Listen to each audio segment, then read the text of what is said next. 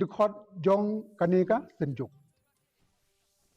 The Voice of the People Party VPP has questioned the alleged lack of promptness from the government in resuming the second phase of the interstate border talks with Assam to resolve the dispute in the remaining 6 areas.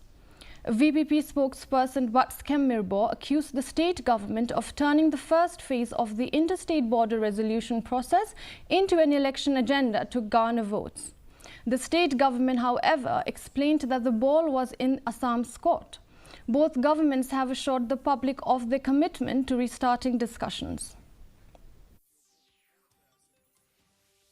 As you said, the first the first half of the boundary settlement, the government was going around, and I remember they even made it as the election propaganda, telling everybody that we have achieved in this aspect, which no other government has achieved so far, telling everybody around. So if you could do it then, what makes the government to be so slow now?